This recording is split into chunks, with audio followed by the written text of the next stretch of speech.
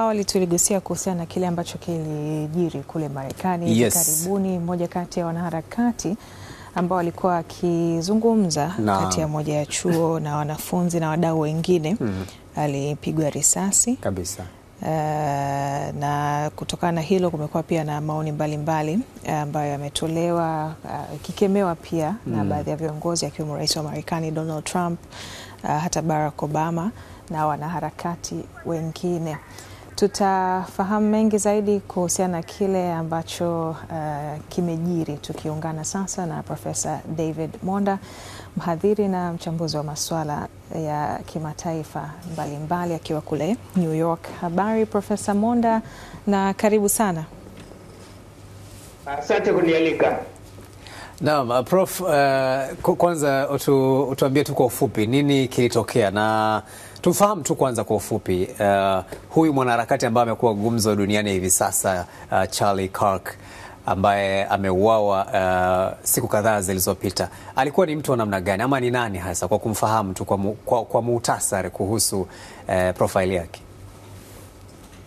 Kwa muhtasari ni mwanaharakati wa upande wa mrengo wa kulia. Sana sana alikuwa anatilia maanani itikadi za conservative za mrengo wa kulia. Yeye alikuwa mshirika wa karibu wa Donald Trump. Hususan alikuwa akienda kwenye vyuo vikuu vingi tu na anaongea na wale Gen Z, wale vijana kwenye vyuo vikuu tofauti, na alikuwa anaangazia sana masuala ya mrengo wa kulia, kujuia masuala kama utoaji mimba, uhuru wa kile kipengele cha pili,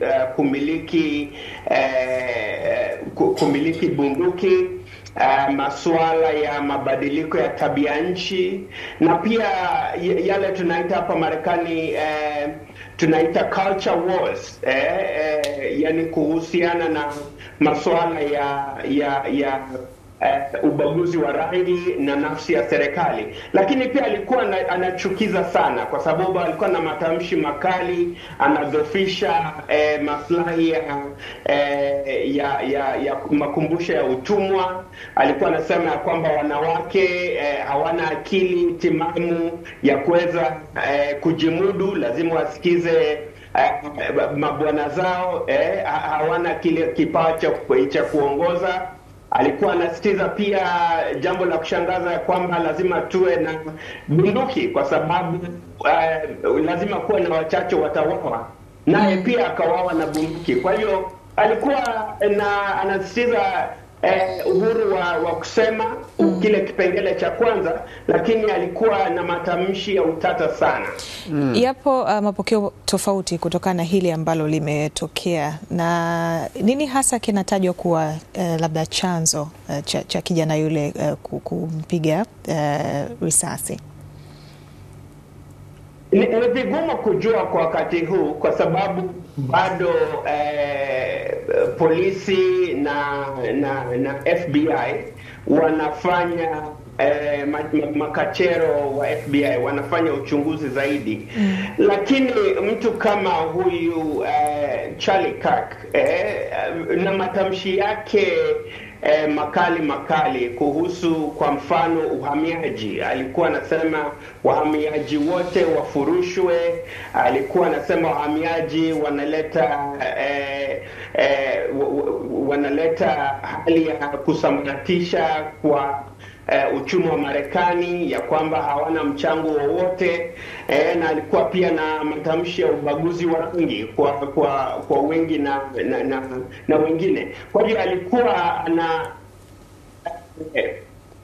na matamshi ambayo yalikuwa nazua hamaki kwa wengi, sio tu wa mrengo wa kulia, lakini pia wale wa fikra za wastani. Na kwa wakati huu ni vigumu, bado hatujui ni chanzo kipi hususan kwa huyu kijana kumpiga risasi, kijana wa miaka 22. Sasa Profesa, tunaikumbuka pia misimamo yake ambayo kwa ambao wako Afrika ni kama ilikuwa inawakonga nyoyo Charlie Kirk alikuwa ni mtu ambaye alikuwa anapinga utoaji mimba, alikuwa anapinga masuala ya ndoa za jinsia moja, alikuwa anahimiza zaidi maadili ya kimungu na ile nature kama ulivyosema kwamba wanaume wanakuwa viongozi wa wanawake. Hayo hayakutosha kumfanya aonekane mtu wa maana katika taifa la Marekani. Msimamo hayo, lakini pia lazima tuangazia chanzo chake ni kipi. Akisema ya kwamba mwanamume aongoze jamii ni kweli, lakini pia bwana lazima aheshimu nafsi ya bibi. Hawezi kumfanya bibi kama ni godoro au ni kumfanyia madharau, ni kama mkeka anamkanyaga. Anasema kwamba kweli tunapinga utoaji mimba, lakini tunajua sisi ni wanaume, lakini ukiwa mwanamke kuna wale hapa Marekani wanabakwa. Kuna wale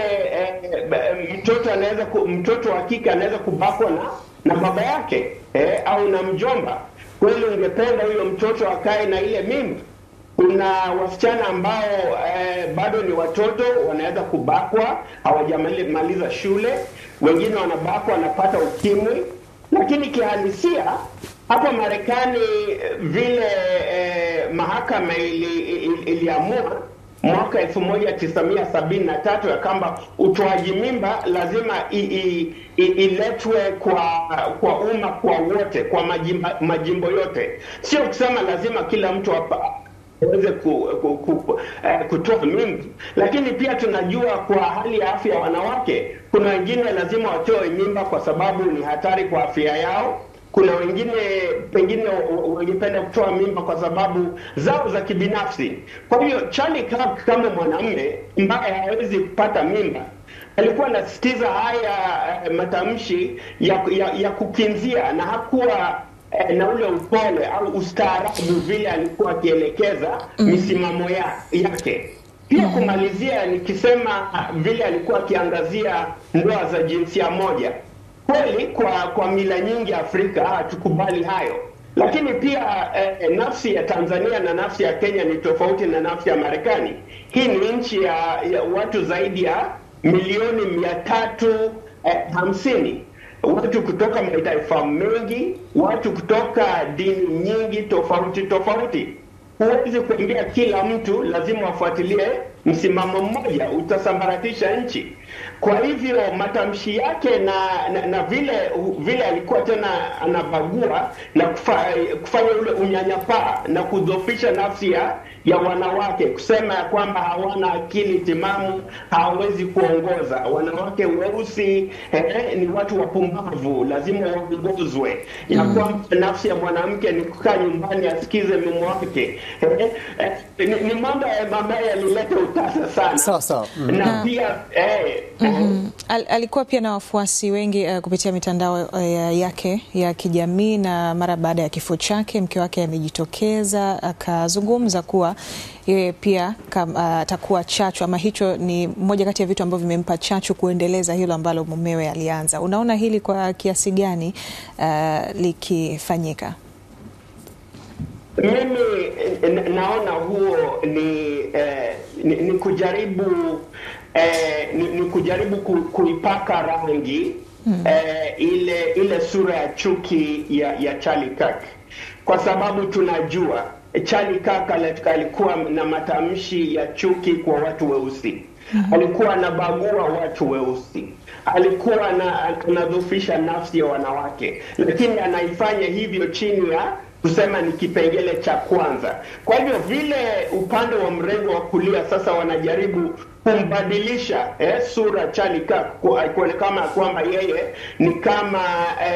ni kama alisulubiwa, lakini yeye matamshi yake yalikuwa yanachukiza wengi tena sana.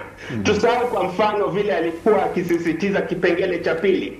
Tumekuwa tuna matokeo mengi tu hapa Marekani. Watoto wa miaka miwili, watoto wa miaka mitano wanauawa tu kiholela na hawa majangili ambao wamerukwa vichwa, wanashika risasi. Hapa New Jersey karibu waliuawa watoto 25. Na Charlie Kirk anasema lazima tuwe na bunduki, kusiwe na visingizio vyovyote na serikali. Kwa hiyo alikuwa anakinzia sana jamii, na vile ameuawa, mimi sisherehekei, lakini najua kuna wengi ambao walikuwa wamekasirishwa na matamshi yake.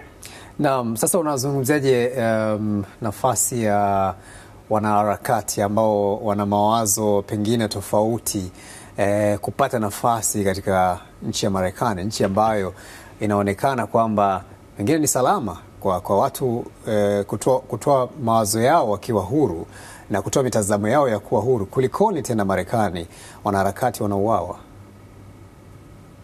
Sio mara ya kwanza. Usahau ya kwamba ndugu Goodluck, mwezi uliopita kulikuwa na wale wajumbe kutoka jimbo la Minnesota, bwana na bibi waliuawa kwao nyumbani, walipigwa risasi. Hata Donald Trump mwenyewe, unakumbuka mwaka jana karibu mara 2 auawe. Kwa hiyo Watanzania, wa Kenya, wa Afrika wakati mwingine wanajaribu sana kuja Marekani, wanafikiria hapa ni pa dhahabu na asali. Lakini hapa kuna changamoto nyingi. Hapa Marekani kuna bunduki zaidi ya milioni 350, zaidi ya watu wa Marekani waliopo hapa Marekani. Kwa hiyo kila kukicha tunasema Afrika kuna shida, lakini pia hapa kuna shida nyingi. Na ukiwa na maoni kweli, kuna kipengele cha kwanza, kipengele kizuri ambacho kinaashiria kila mtu apate uhuru wake wa kusema. Na mimi namuunga Charlie Kirk, ingawa sikubaliana na maoni yake, lakini ile uhuru ya kusema, bora haleti chuki na hataki kuua mwenzake. Mimi nasisitiza uhuru wake wa kusema. Lakini hata kukiwa na uhuru huo, tunajua tuna Rais Donald Trump ambaye pia ana matamshi makali ya kuchokeza na kuudhi wengi. Kwa hivyo vile siasa na sokomoko za kisiasa zinaendelea hapa Marekani, nadhani haya mauaji, ndugu Goodluck, yataendelea na yataendelea kuongezeka, kwa sababu hali ya kisiasa hapa ni tete, na vile nimeangazia, kila mtu hapa Marekani amejihami kwa sababu ya kile kipengele cha pili ambacho kimehakikisha kila mtu anapata bunduki. Asante sana Prof, nakushukuru sana. Kwa hiyo tubaki nyumbani huku, sio? Mtulia kule Dar, mjikaze. Kila taifa ina changamoto zake. Lakini Prof, wewe huko miaka mingi mpaka mvi zinakuja sasa. Lazima niwe miaka mingi nipate dola, nije Dar nipumzike, nipumzike kuja Mombasa, kuja Malindi, ninywe chai ya ilaki, biriani na pia chapati, kaka mkurugenzi. Nakushukuru sana Prof, asante sana, nikutakie usiku mwema hapo New York. Najua sasa hivi ni saa 6 kama na nusu hivi usiku. Hapo sawa, na nashukuru kujumuika nanyi. Asante sana kunialika kuchangia mada hii siku ya leo. Nakushukuru sana. Asante sana kwa kuungana nasi. Ni Profesa David Monda tukizungumza naye, mhadhiri na mchambuzi wa masuala ya kimataifa akiwa kule New York.